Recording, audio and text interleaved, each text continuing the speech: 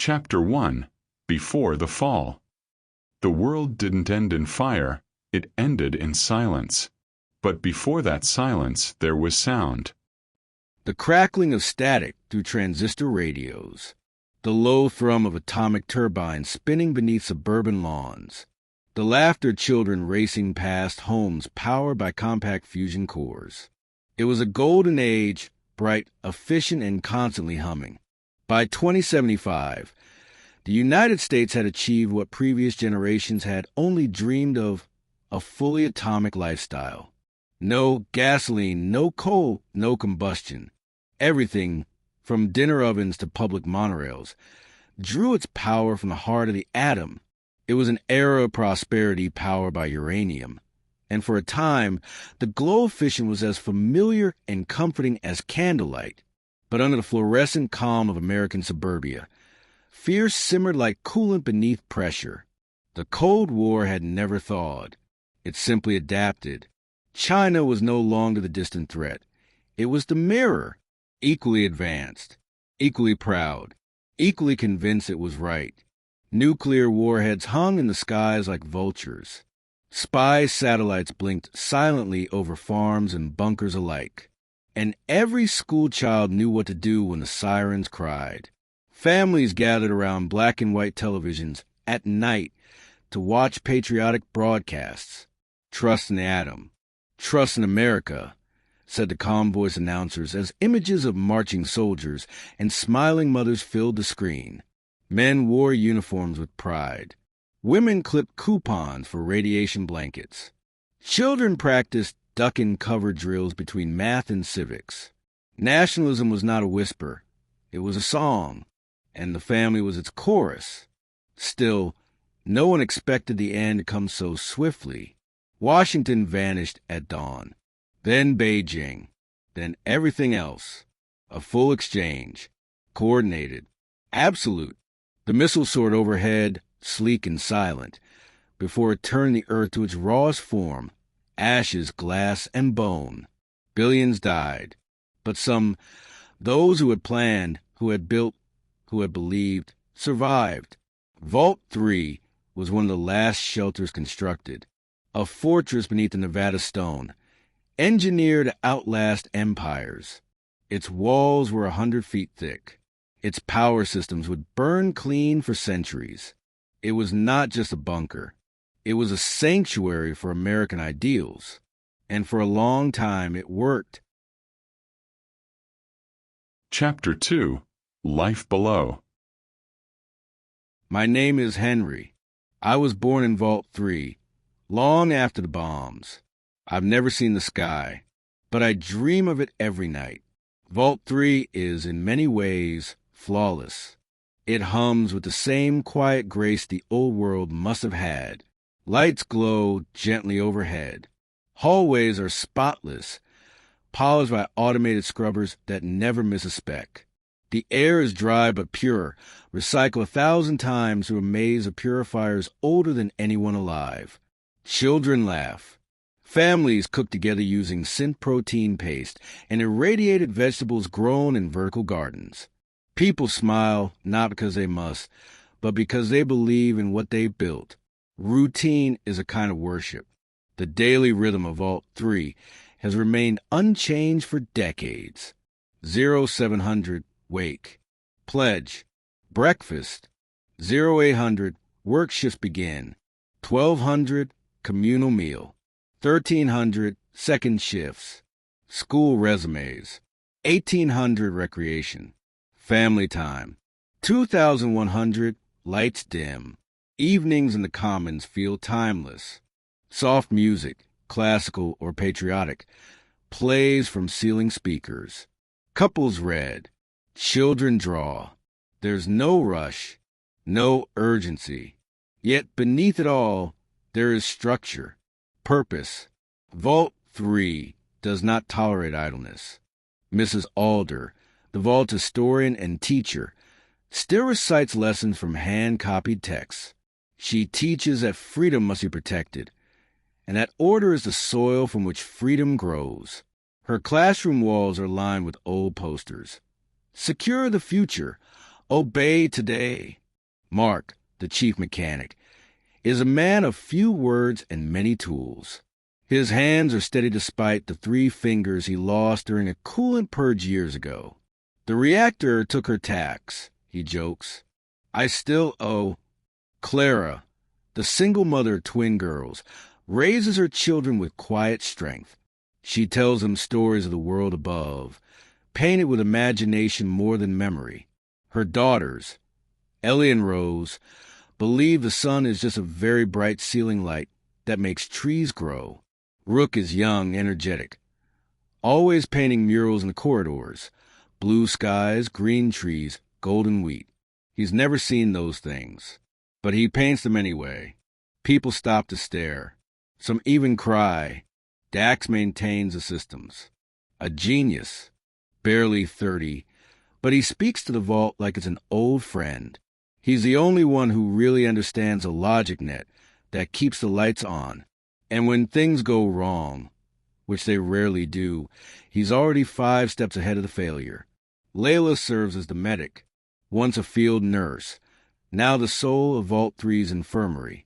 Efficient, cold, compassionate in ways she doesn't speak aloud. If she touches you, it means you'll live. Captain Briggs oversees Vault security. Former U.S. Army. His posture hasn't slouched since 2072. He trains young volunteers twice weekly. Still fits into his pre-war combat gear. Says nothing. Sees everything. And then there's the overseer. Calm. Efficient. Faceless in many ways. His presence confined to monitors and formal addresses. But trusted. His word is law. And law keeps us alive. I write this because I've always wanted to be a journalist. My readers now are only my journal and my own echo.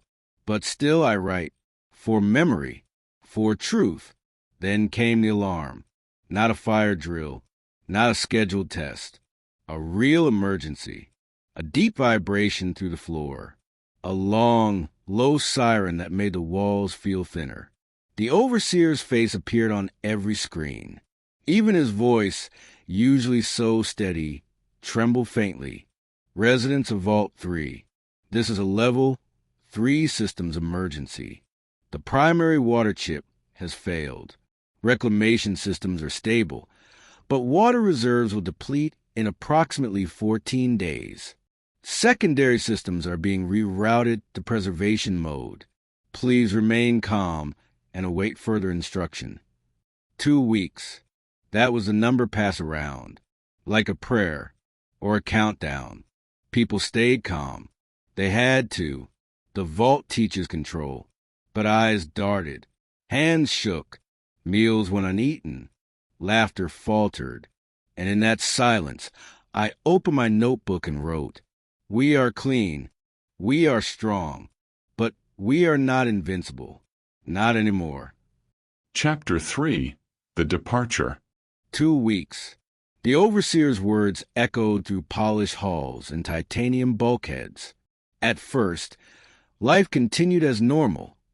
Neat rows of lunch trays, children reciting patriotic pledges, laughter in the recreation wing. But under the surface, something shifted. Smiles became thinner. Conversations quieter. Even the hum of the reactor seemed to waver. Water was rationed, though no one said the word aloud. Showers became missed cycles. Dish units went offline. The hydroponics team, once an afterthought, now stood at the center of daily updates. Clara stopped brushing her girl's hair with water and used a static comb instead. Mrs. Alder's history class skipped the lecture on the Great Dust Bowl. Too close to home now. Then came the assembly. The atrium, usually reserved for celebrations, was packed with every resident. The lighting dimmed. The vault seal, a stylized eagle holding an atom, glowed behind the overseer's podium. He appeared not in person, but through the familiar flicker of wall monitors. We have 14 days before filtration reaches critical levels. We must secure a new chip or find a compatible replacement above ground. The word felt radioactive. Above ground. We will send a team. Volunteers only. Silence. Henry stood near the back, notebook in hand. He watched faces shift. Fear, disbelief, stubbornness. When the overseer asked for names, few stepped forward. Most took a step back. But not all. Briggs volunteered first. Of course he did. Still in his old combat harness. Still sharp-eyed and unreadable. Layla followed. She said nothing, only nodded once. Then Dax, fidgeting even as he muttered, "Figures I'd have to clean up the mess myself." He scowled, but his eyes betrayed worry. Rook, barely 20, raised his hand. People gasped. His mother wept quietly beside him. And then, almost without thinking, Henry stepped forward. He didn't know why. He wasn't strong. He wasn't brave.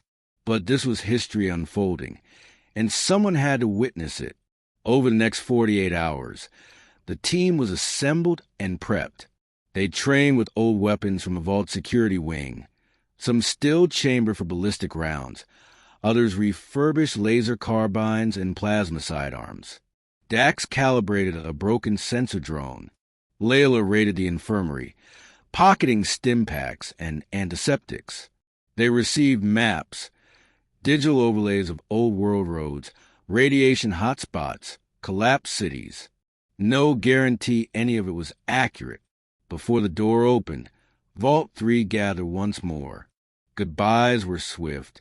Clara gave Henry a ration bar, wrapped in a scarf her daughters had embroidered. Rook's mother kissed his forehead and pressed a metal pendant into his hand, an eagle gripping a small, glowing atom, a family heirloom. He wore it without question. The final moment came in the vault door chamber. The massive gear-shaped gate loomed overhead, its yellow and black stripes still crisp after decades. Air hissed from pressurized seals. Lights flared. The room vibrated. Vault door disengaging. Stand clear. The sound of metal grinding against metal filled the chamber. After 50 years, the vault door rolled open. Light spilled in, not warm golden light, but harsh, white, dust-choked light. Wind howled. The world outside was silent, but its presence was deafening. They stepped out. Briggs first, rifle raised. Layla followed, scanning for threats.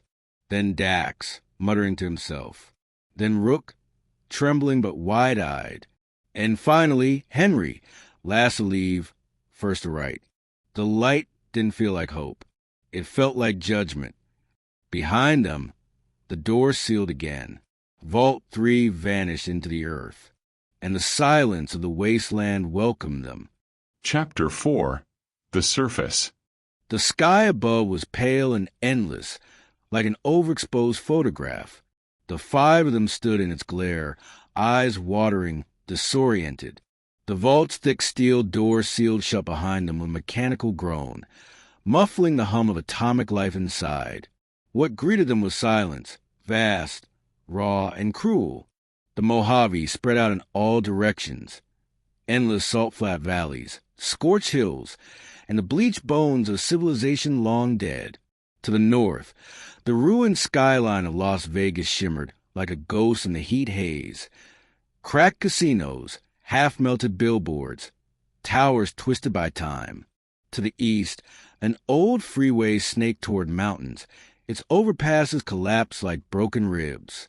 Henry reached down and touched the hot earth. It was dry, crumbling. "Alien, keep tight," Briggs said, checking the charge on his laser rifle. "This isn't Vault 3. Out here, everything's hungry."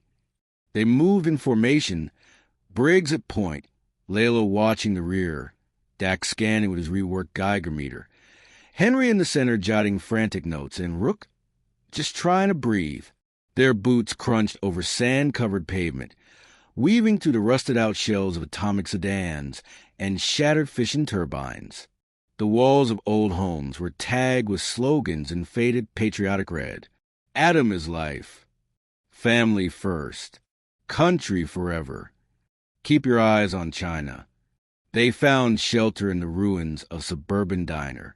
The metal frame still stood, scorched but solid. Booth cushions had rotted away decades ago. A dented jukebox sat silent in the corner. Henry touched it. His fingers came away dusty. On the cracked tile wall, a poster had somehow survived. A grinning American family holding hands beneath the sun, standing in front of their nuclear-powered home. Powered by tomorrow, safe for today. That night, they made a fire from broken chairs and old menus. Dax rigged a small lamp with a salvage cell. The soft buzz was the only sound until a rhythmic thud broke the stillness. Thud, thud, thud. Heavy, measured, growing closer. Briggs dropped his cup and drew his weapon. Contact. Everyone up. They crouched near the crumbling window frame. Dust shifted in the distance. Shadows moved between the dead buildings. Huge silhouettes, slow and deliberate. At first, they thought they were men. But as they stepped into view, that illusion crumbled. They were giants, 8 to 10 feet tall, hunched and broad-shouldered. Skin like bruised moss, a sickly green, stretched taut over mutated muscle. Their arms hung long, their gaits uneven but purposeful. Their faces were vaguely human but distorted. Flat noses, deep-set yellowish eyes, mouths too wide. Their torsos were bare, ridged with sinew, black veins pulsing beneath the surface. Each one carried a weapon, not factory-made. These were constructed, welded from ruin, forged from desperation. A sharpened street sign bound to a length of rebar with chain. A bent metal fence post with railroad spikes hammered through. A concrete slab with jagged edges tied to a pipe with barbed wire. Only one had a gun, an old bolt-action rifle. Scavenged, rusted, held more like a trophy than a tool. They didn't talk. They grunted, low and resonant. A communication of sorts. Henry whispered, "What the hell are they?" Layla slowly raised her plasma rifle. "Whatever they are, they're hunting." Then came the charge. The first mutant roared, deep and guttural, and lunged with terrifying speed. The ground trembled under its sprint. The group scattered as the creature smashed into the diner wall, ripping through the frame like paper. Rook barely rolled away as a massive foot crushed the spot where he'd been crouching. Briggs fired 3 bursts, laser bolts searing across the dark, and struck the lead mutant in the torso. It flinched, staggered, but didn't fall. Dax tossed a proximity mine and yanked Henry behind cover. The device detonated with sharp crack, hurling one of the beasts backward, molten shrapnel embedded in its neck. Still, it crawled forward, hissing through broken teeth. Layla shot another in the chest, twice fast, and it collapsed, smoking, its crude war club clanging against the floor. "Rook, get up!" she shouted. "Move!" One mutant grabbed a steel table and hurled it through the air. It slammed into the wall inches from Dax, shattering into fragments. Dax grinned wildly. Now it's a party. The team fought with everything they had. Lasers carved through muscle, plasma scorched bone. Bullets ricocheted off debris, slamming into targets with brutal force. But the mutants, whatever they were, fought without fear. They advanced through pain. They attacked like animals, like soldiers, like machines. Henry barely avoided being crushed by a falling girder as one of the giants collapsed beside him, gurgling its last breath. He stared into its eyes, dark, unfocused, with something inside that almost looked like recognition. And then it died. By the end of it, 3 mutants lay dead. One had fled, dragging a shattered leg. The last lay burning, set alight by a blast from Dax's recharged plasma unit. Its flesh sizzled and popped in the flames. Silence returned, but it was different now. Heavier. Rook was pale, trembling. We killed them. Briggs stood panting. Blood spattered on his armor. If we hadn't, they'd be chewing on us right now. Henry approached one of the bodies. He crouched, studying the weapon, carefully assembled, weighted properly. Not random, not stupid. They're not beasts. Not entirely. They use tools.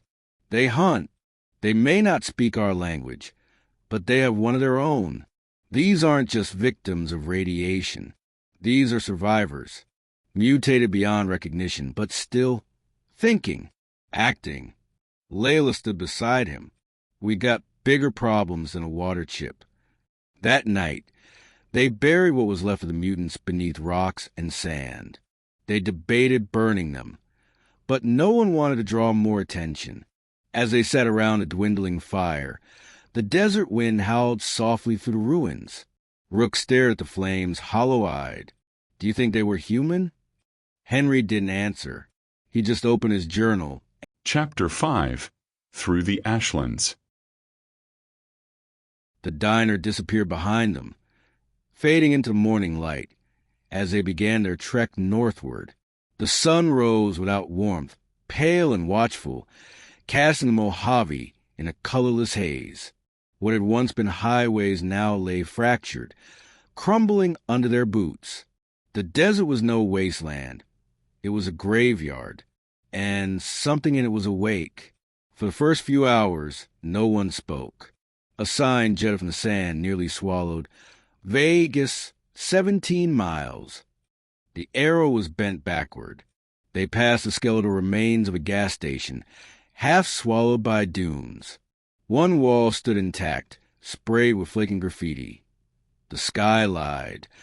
As the day deepened, so did the heat.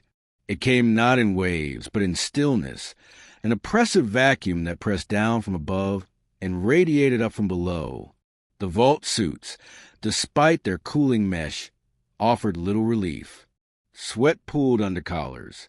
Rook vomited from heat exhaustion twice. No one had the energy to comfort him. By midday, the horizon shimmered with mirages. Buildings danced like specters in the heat. A billboard loomed crookedly above them, a smiling cartoon girl holding a steaming mug.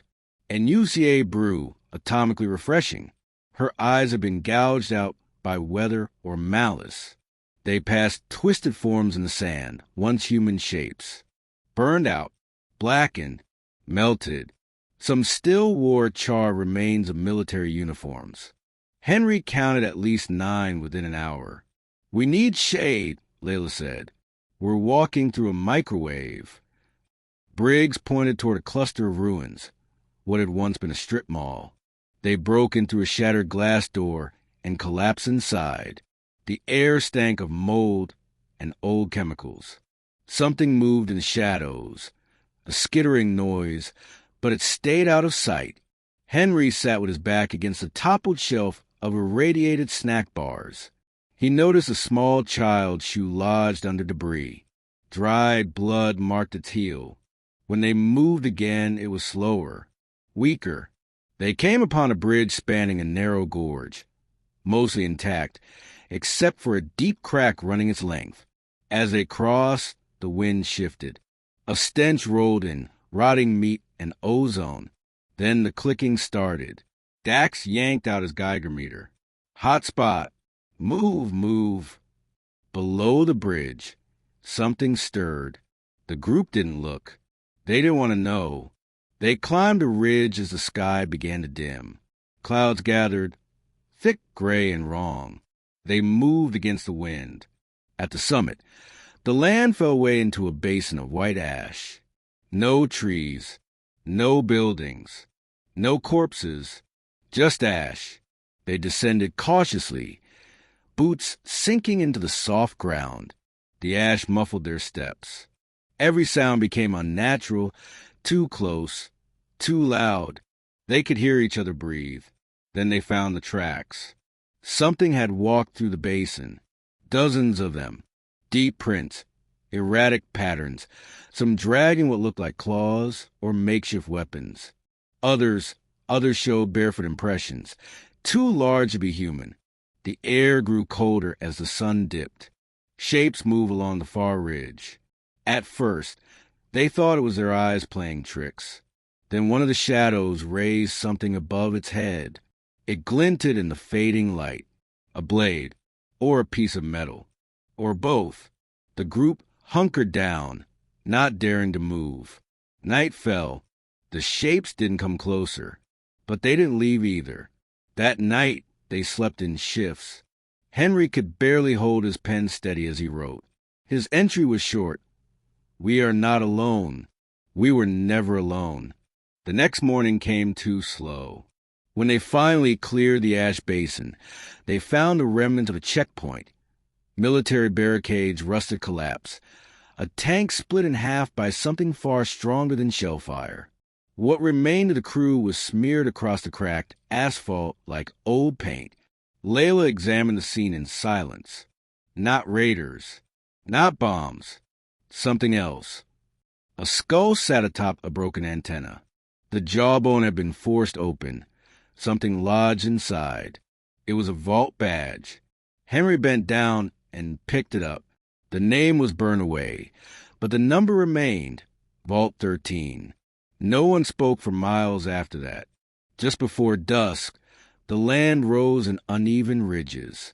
They climbed the last of them in silence, too exhausted to hope. Then they saw it. Light, not firelight, but neon. Shimmering in the dust-hung air, a strip of color and sound. Hazy, vibrant, real, civilization, somehow still breathing. Henry dropped to his knees. I thought it was a hallucination. Briggs stared, jaw tight. If it is, it's the best one I've ever had. The strip called to them like a fever dream. Chapter 6. The Strip. The guard were waiting. Their armor was patchwork, leather and scrap metal, reinforced with old sports gear and bits of welded piping. Faces wrapped in scarves. Eyes alert. Each held a weapon that looked stitched together from a dozen dead machines. Rifles with mismatched stocks, pistols with improvised barrels, even a crossbow rigged to fire railroad spikes. When they saw the vault suits, their postures shifted. Not relaxed, but curious. One muttered to another. Threes, still sealed. Was sealed. Reaching the gates, Briggs raised a hand slowly. We're not here for trouble. A tall guard, perhaps in his 40s, studied him for a long moment before responding. You found trouble just by getting here. But they let them in. The gate groaned open on rails, revealing a labyrinth of wreckage lit by dim neon and haphazard flames. The strip was not civilization reborn. It was civilization reassembled, rusted and bolted together with equal parts desperation and defiance. Life surged here, but it was a hard, hungry life. Inside the gates, they were quickly stripped of their weapons, checked, cataloged, and returned with tags and warnings. Layla bristled but complied. Dax muttered about keeping the safety on a reverse-rigged fire hazard. Rook looked overwhelmed. Henry just took notes. They were taken to the old nightclub near the center of the compound, once called the Electric Mirage. The sign was mostly burned out, flickering just enough to cast faint shadows across the cracked facade. Inside, the air was thick with the smell of sweat, rust, and cooked beans. The lights were low, the music louder. Something raw and rhythmic made with drums and loop vocals on a salvage deck. People milled about, barterers, mercs, scavvers, a few children. All watched the newcomers with wary interest. Reese sat at the head of the room. She didn't rise when they entered. She looked carved from the world itself, weathered skin, sharp cheekbones, and a single milky eye that still seemed to pierce. Her mechanical arm ticked softly, servo motors whining as she leaned forward on the table. "Vault suits," she said without introduction. "Haven't seen those in a decade. Figured you'd all be dust or legends by now." Briggs stepped forward. "We're looking for a water chip. Ours is failing. Word is there's tech out this way. Maybe something compatible." Reese's laugh was like gravel rolling in a tin cup. "And you came here thinking someone just give you one?" No, Layla said coldly, but we'll trade. Reese studied them each in turn, eyeing the vault gear, the laser rifle slung across Briggs' back. The way Dax clutched his sensor kit like a lifeline. You don't know how this place works, she said. Nothing's free. Not water, not food, and sure as hell not trust. She stood, walked to a wall covered in maps and old military diagrams. Her fingers traced a cracked region labeled Sloan in faded marker. There's a place south of here, government-built, pre-war, deep bunker. Used to be research, now it's run by psychos. Call themselves the Fiends. The Fiends? Briggs echoed, uncertain. Reese turned to him. Yeah, chem addicts. Scavengers. Raiders. Used to be gangs, but they've changed. Something's twisted them. They wear their madness like armor. Don't build communities. Just burn them. Don't speak, just scream. We keep clear. Rook shivered. And they have the chip? They've been dragging tech out of that place for years, Reese said. Someone saw something last week. Looked like a Vault Tech module. Could be what you need. Or it could be bait. And the price? Henry asked, voice quiet. Reese nodded approvingly. Now you're learning. She tapped the map again. You want our help? Directions. Supplies. Guard rotation schedules around the bunker. That costs. Ammo, meds, clean Vault Tech engineering. We need that more than we need hope. There was a long silence. Then Briggs stepped forward and unshouldered the laser rifle. Take it, he said. Vault issue. Clean. Charged. Reese's eyes widened slightly. She picked it up, tested its weight. Beautiful thing, she murmured. Tech like this could keep 5 of my guards alive for weeks. Then we have a deal? Layla asked. Reese nodded, eyes still on the weapon. We do. You'll get what you need. But listen close. This isn't a rescue mission. If you die out there, we won't come looking. As the group filed out, each burdened by new maps and heavier thoughts, Reese called after them. Every corpse the Fiends leave behind, they don't bury it. They wear it. That night, under a canopy of mismatched tarps and strung-up Christmas lights, Henry wrote, We found life. Not peace. Not safety. But life. It's vicious. It's terrifying. It endures. Tomorrow we follow the map. Into the dark. Toward the Fiends. Chapter 7.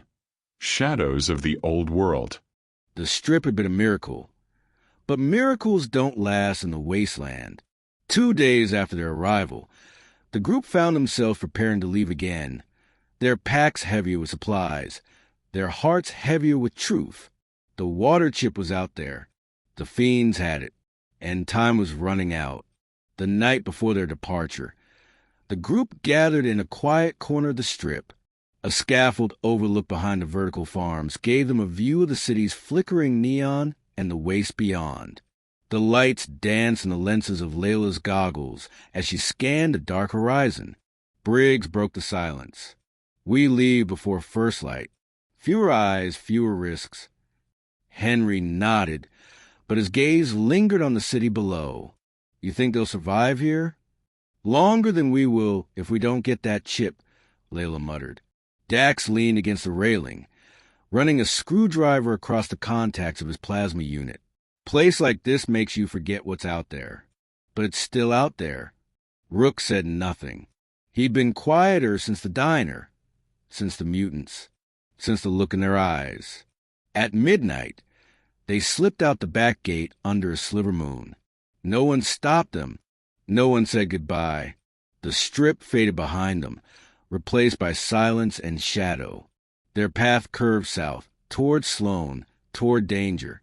The air grew colder as they walked, and the desert stretched out like a graveyard. Hours passed. They hiked through half-buried streets and skeletal suburbs where nothing moved except the wind. Concrete buckled beneath their feet, and the ruins loomed like broken teeth under the stars. Then the air changed. Briggs raised a fist. Everyone froze. There was a sound, faint, rhythmic, like metal tapping against stone. Tap, tap, tap. Rook's eyes darted to the shadows. You hear that? Layla crouched low, weapon ready. We're not alone. Then a whistle cut through the dark. Sharp, triumphant.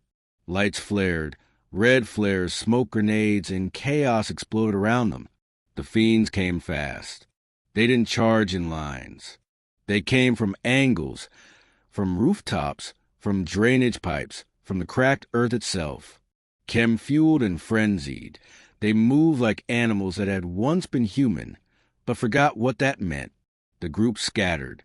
Briggs dropped two with laser bursts, clean and surgical. A third lunge with a hook machete. Snarling, Briggs sidestepped, firing point-blank into its chest, only to get tackled from the side by another fiend wielding a lead pipe. Layla's plasma rifle shrieked as it melted armor and flesh, green bolts sizzling in the smoke. She fired rapidly, pivoting and backing into a collapsed bus for cover. A fiend climbed atop it, swinging a fire axe. Layla ducked, blasted upwards, and the man's silhouette vanished in a burst of emerald light.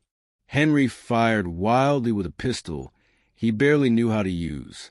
He winged one attacker in the shoulder, but the fiend didn't even flinch, just grinned with red teeth and slammed him into the dirt. Henry gasped for breath, then screamed as a blade sliced through his coat. Dax ignited a flash grenade, the burst of light blinding several fiends. "Fall back," he yelled, dragging Henry toward cover. A brick clipped his shoulder and sent him sprawling. Rook fought like a cornered animal, swinging his crowbar, kicking, biting. A fiend with a spiked helmet lunged, and Rook jammed the crowbar into his throat. Another struck him from behind, and Rook fell to his knees. A boot slammed into his face, and the ground swallowed him. Layla shot until her rifle hissed dry. Then they came, for them, fast. She ducked and stabbed with a combat knife, catching one in the thigh. Another caught her by the arm and twisted it behind her. She screamed. A chain net dropped over her, dragging her down in a tangle of limbs and pain. Briggs saw it happen. Roaring, he surged forward, fists clenched around the butt of his rifle. He broke through one fiend, then another. A third slammed into him, knocking him down. He didn't get back up. A club cracked across the back of his head. His vision tunneled. Boots, screaming, heat, then blackness. The fight was over. The fiends moved quickly, efficient in their madness. They bound the survivors with wire and rope, their laughter echoing in the dead air. A few began stripping the group's gear, arguing over who got the plasma rifle. One fiend leaned close to Layla, sniffing her hair like an animal. "Pretty face," he hissed. "Gonna look great on me." In the distance, the strip still glowed faintly, a lighthouse in a poison sea. And no one knew they were gone. Chapter 8. The Butcher's Hold. The stench hit them first. Not the acrid reek of decay they had grown used on the surface, but something deeper, an intimate rot, close and constant. It clung to the air inside the butcher's hold like a wet blanket, sour and metallic, crawling up their nostrils and coating the back of their throats with bile. The fiends had taken their weapons, stripped them of their armor, and forced them through a shattered service entrance deep beneath the ruins of the old pre-war facility. The halls here were narrow, flanked with rusted pipes and flickering emergency lights. Blood, some dry to brown crust, some fresh and still glistening, marked the walls in smears, handprints, and splatters. The group was herded along with the butts of rifles and guttural laughter. The fiends never spoke in full sentences, only half words and sick giggles. Rook whimpered when they passed a mutilated corpse, half suspended by barbed wire, its ribs pried open like wings. Layla gritted her teeth, refusing to show fear, but her eyes stayed locked ahead. Dax looked around with detached fury, memorizing every path, every face. Henry simply shook, lips moving in silent prayers or equations. No one could tell. They were shoved into a large chamber that may once have been a cooling station, now remade into a butcher's gallery. Hooks hung from rusted overhead rails, many occupied. The floor was slick with something that had congealed. Bones, some picked clean, others still adorned with rags of flesh, were piled in heaps along the walls. A broken speaker buzzed static from the ceiling, interrupted now and then by bursts of shrill laughter. Live feed from another room, somewhere deeper. One fiend, larger than the others and wearing a necklace of teeth, approached them. His face was painted in streaks of red and white, his eyes feral, pupils like pinpricks in pools of yellow. He sniffed the group like a dog, stopping at Layla. "This one's got spark," he rasped. The others break too easy. Before anyone could protest, they seized Layla, dragging her screaming through a side corridor. Her cries echoed until distance and concrete swallowed them. Then silence. Henry collapsed to his knees. "Oh, God," he whispered. "Oh, God, they're going to—" "Don't think." Briggs snapped, not unkindly. "We stay calm. We wait. We look for chances." "Chances?" Rook hissed, wide-eyed. "You think we're getting out of this?" Briggs met his gaze. "I don't know, but I'm not dying to meet Locker."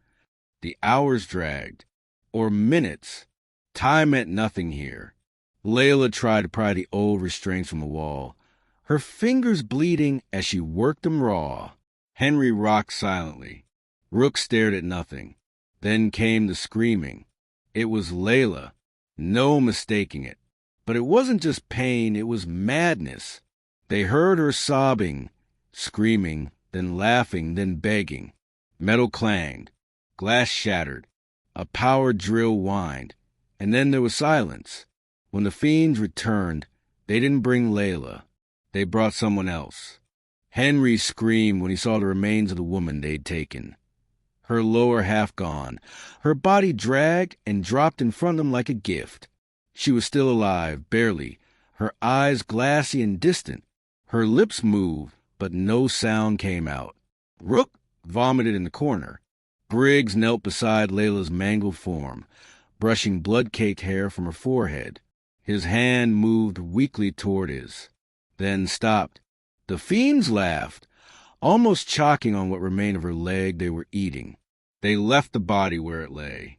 Later, another group of fiends came for Drax. This time, they didn't take him to another room. They made a performance. They strung him up by the wrists from the overhead rail. A spotlight flickered on, jury-rigged from a desk lamp, and the fiends gathered like an audience, howling with anticipation. One stepped forward with a bone saw. Another held a blowtorch. The third peeling his skin off with a sander. A fourth simply watched, licking blood from a rusted blade used to remove Drax's nails. The screams that followed were worse than Layla's, because Drax didn't go mad. He stayed lucid, and he screamed for each minute of it. Briggs, Rook, and Henry had to do something, and fast. Chapter 9. The Purifier's Heart. The butcher's hold had quieted, but only in sound. The horrors still lingered, etched into the minds of the three survivors. Layla's broken body, Dax's public torture. Those were memories none of them would outrun. Briggs, Rook, and Henry sat in silence, shackled in the same blood-slick chamber, each absorbed in their own storm of thought. The fiends grew less attentive now, drunk on violence and high on chems. That was their opportunity. Briggs whispered their plan as the others leaned in close. He'd counted their steps, mapped the layout as best he could from fragments of memory. Vault 3's design was their only hope. The butcher's hold had been built on top of an identical layout, and if the fiends hadn't gutted every utility system, the water purifier might still exist somewhere deep beneath their feet. When the time came, they struck, not with weapons, Those had long been taken. But with desperation, Henry feigned a seizure, thrashing violently and foaming at the mouth with bits of cloth he'd chewed loose. When the nearest fiend came to investigate, Briggs lunged, grabbing a piece of rusted pipe left in the corner. It took 3 blows to the skull before the fiend stopped moving. They made their move. Navigating through the ruined corridors was a blend of memory and instinct. The piping, the bulkhead doors, the gently curving tunnels, all mirrored Vault 3. It was grotesque now, of course, all of it stained with fiend madness. What had once been a clean and logical layout now felt like the skeleton of something long dead and defiled. Every step echoed. Every corner could have meant death. The group passed rooms full of flayed corpses, storage spaces overflowing with human remains, and chambers scrawled with bloody mantras in paint and gore. They saw more fiends, most slumped in chem's lumber, or too delirious to notice. But few were alert, guards maybe, or just insomniac predators. Briggs led, staying low, pausing at every intersection. Henry followed, whispering directions from his encyclopedic recall of the vault's architecture. Rook, weaponless and quiet, brought up the rear, clutching only a shard of broken glass wrapped in cloth.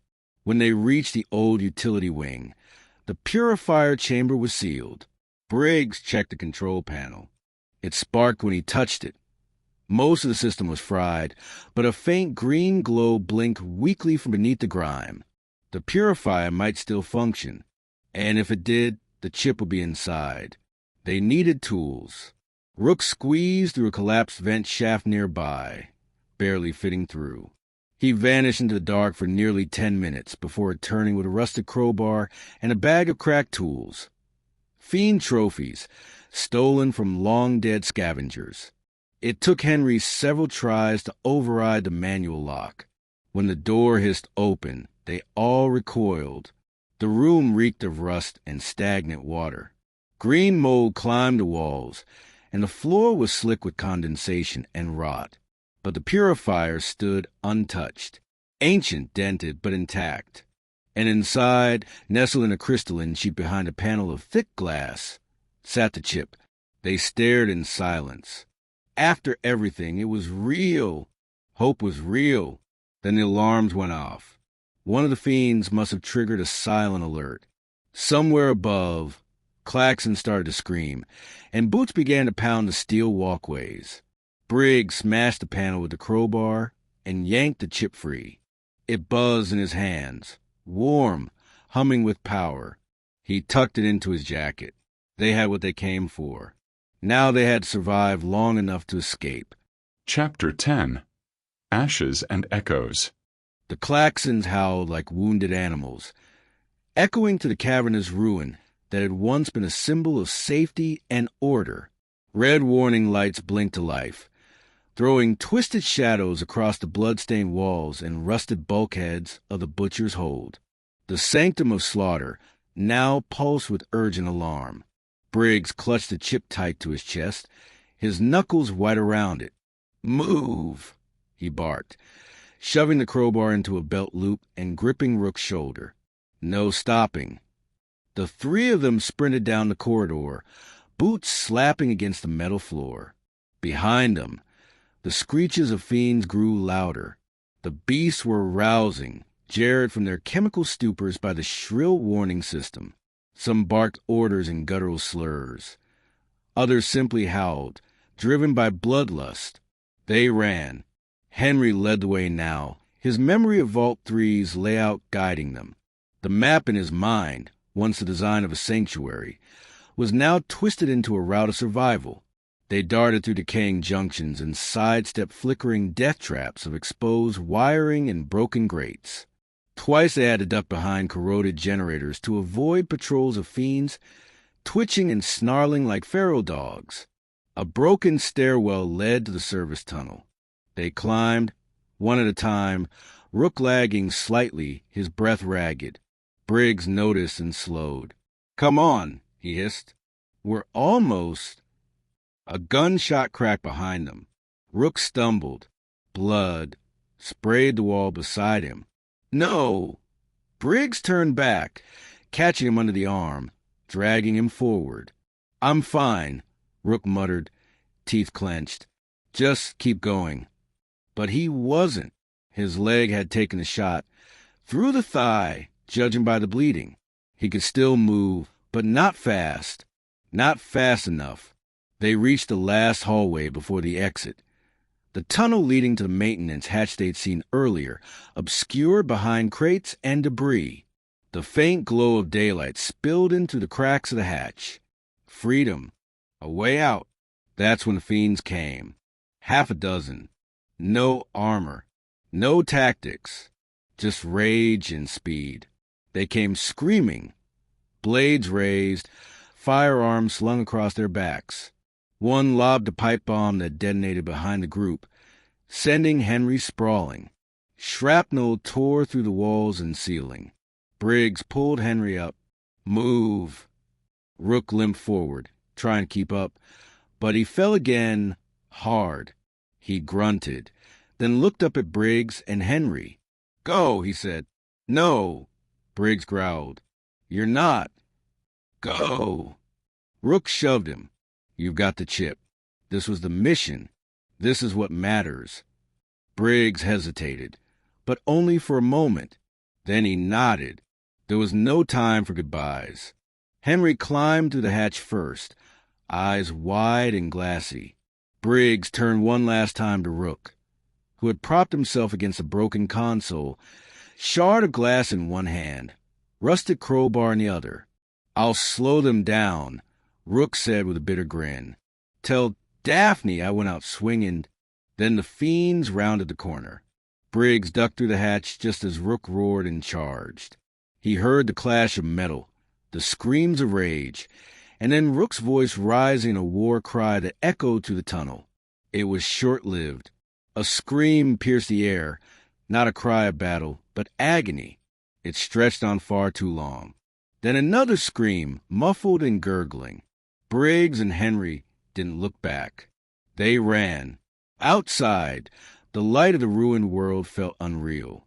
The air was hot and dry, the sky a bruised sheet of gray-orange. Ash drifted in the breeze like snow. They collapsed behind a broken retaining wall, gasping for breath. Henry stared at Briggs, eyes rimmed with red. "He didn't scream," he said. Briggs nodded slowly, watching the distant hatch. Then came the sound. Not just a scream, but the sound of someone being torn apart, piece by piece. Wet. Final. It went on too long. Briggs closed his eyes. Rook had made a stand, and the fiends had fed. They were alive. The chip was theirs. But the cost had been carved deep into them, and the world beyond the vault was only growing darker. Chapter 11. The Long Road Home. The world outside the butcher's hold was vast, silent, and indifferent. Briggs and Henry moved like ghosts across the scorched desert. The water chip wrapped in rags and hidden deep in Briggs' pack. The sun hung low and sullen behind ash-choked clouds, and the air carried a dry heat that sucked the moisture from their lips and lungs. They didn't speak for hours. Each footstep away from that vault felt like a betrayal. Rook's final cries still echoed behind them, wet, ragged, ending in a choking gurgle. And deeper still were the memories of Layla's broken body and Dax's agonized howls. They hadn't just lost friends. They'd left family behind, but they had the chip. And Vault 3 needed them. The terrain was unfamiliar now. The path they'd taken to reach the strip had been safer, cleaner, guided by curiosity and purpose. This return route was twisted and frantic, forced by the need to avoid known fiend patrols and the shadows of their trauma. Ruined neighborhoods loomed in the distance, skeletal remains of once proud communities. Briggs scanned the horizon constantly, shotgun drawn. It had only 3 shells left, recovered from a fiend corpse during their escape. Henry carried a bent tire iron he barely knew how to use. They were tired, hungry, but determined. By midday of the second day, they stumbled across a derelict gas station half buried in sand. The sign was shattered, the windows broken out. Inside, old skeletons slumped in booths, still clinging to faded menus and plastic cups. Whatever had ended them, it had been swift. Henry found a can of beans that hadn't rusted through. They shared it in silence, eating with their fingers. No fire, no noise. As the sun fell, Briggs unrolled a tattered tarp they'd scavenged and spread it in the back storage room. Henry lay down, shivering despite the heat. "You think they'll still be waiting?" he asked quietly. "The others? You think Vault 3 is still?" Briggs didn't answer right away. He stared at the cracked ceiling, hand behind his head. "They'll be alive," he said eventually. "They have to be." But even he didn't believe entirely. That night, Henry cried softly in his sleep, whether it was for Rook or for Layla or for Dax, or maybe for all of them. Briggs didn't ask. On the fourth day, they saw smoke. Not from the Strip, not from any known camp or fiend territory, but from a signal fire burning low on a ridge near the highway ruins. The smoke was white and thin, the kind that begged to be seen, not hidden. They approached carefully. It was an old man, alone. His shack was a pile of rusted car parts and tarps. But he welcomed them with a nod, didn't speak, just pointed to a jug of water and a metal plate of roasted mole rat meat. He gestured for them to sit. They did. Henry wolfed it down. Briggs remained cautious, but he ate too. Only after they finished did the man speak. His voice was cracked from years of dust. "You came from the hold?" Briggs stiffened. "How do you know about that?" The man shrugged. "Everyone does. You go near there, you don't come back. You boys came back. Means something." He looked at Briggs then, really looked at him. "You carrying something valuable, son?" Briggs nodded slowly. "More than you know." The man smiled with broken teeth and said nothing more. When they left the next morning, the old man gave them a map, hand-drawn and incomplete, but cut a straighter path home. Fewer raider patrols, fewer creatures. It might shave 2 days off their journey. Henry hugged him before they left. The old man chuckled like he hadn't heard laughter in years. The desert fought them every step of the way. A dust storm swallowed them on the 6th night, forcing them to bury themselves in debris for shelter. Sand filled their ears, their mouths, the joints of their knees. When they crawled out the next morning, Henry was limping badly, a twisted ankle or worse.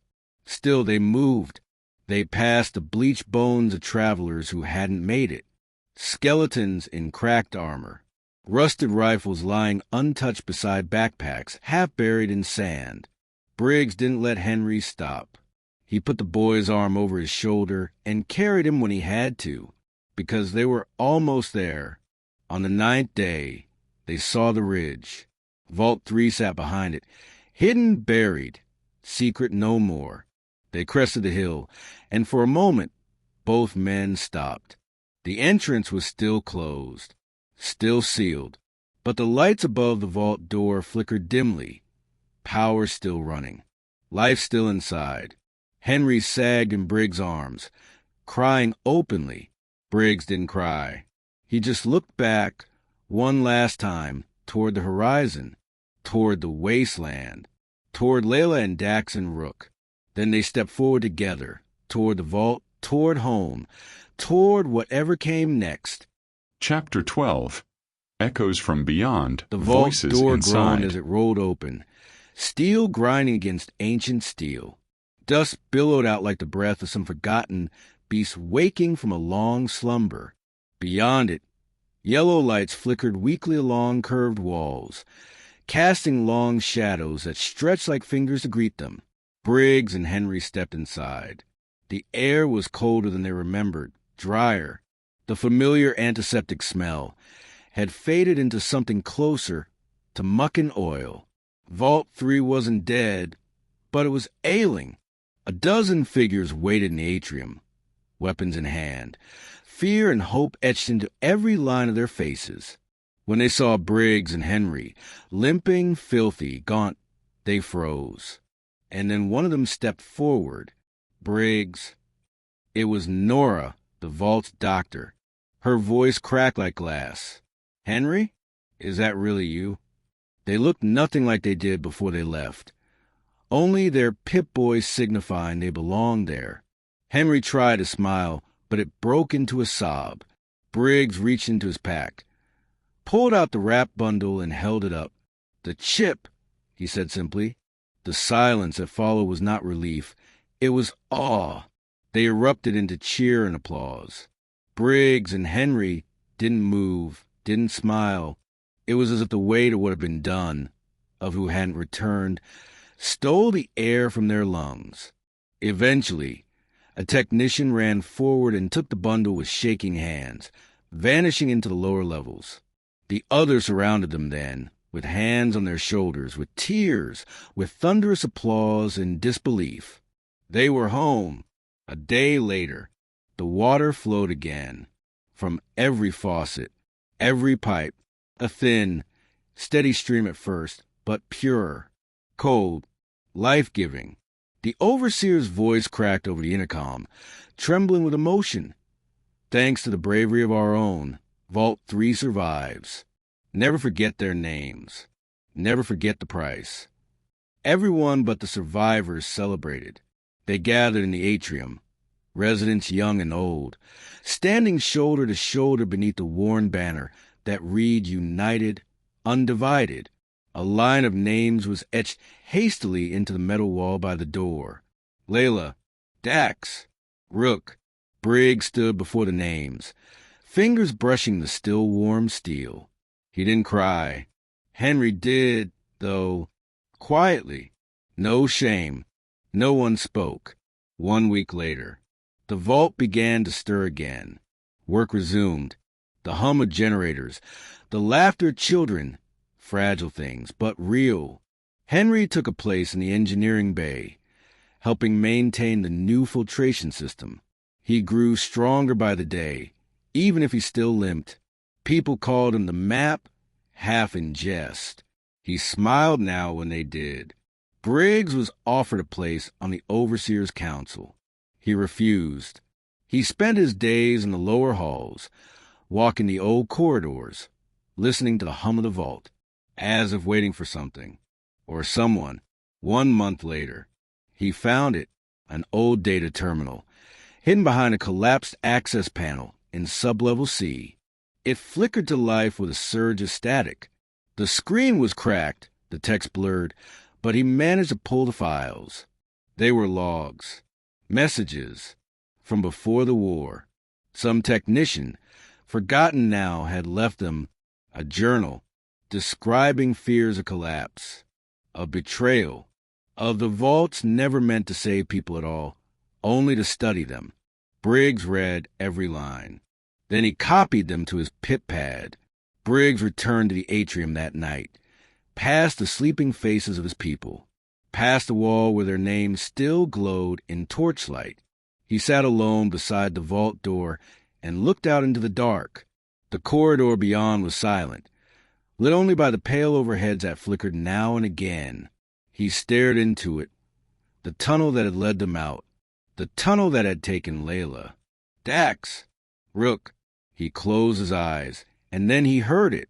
Tap, tap, tap, faint, distant, slow. His eyes snapped open. He rose to his feet, heart thudding in his chest. It was unmistakable. The sound he had hoped never to hear again. The same rhythmic, deliberate tapping they had heard outside the butcher's hold, when the fiends had stalked the dark like wolves in a cage. Then came the second sound, even fainter, laughter, a high, brittle cackling, like the shriek of a broken music box echoing down a metal pipe. It danced along the walls, rising and falling like breath on glass. Briggs stood motionless, staring into the darkness. The vault door was shut, locked, but something was still out there, and it remembered them and laughed.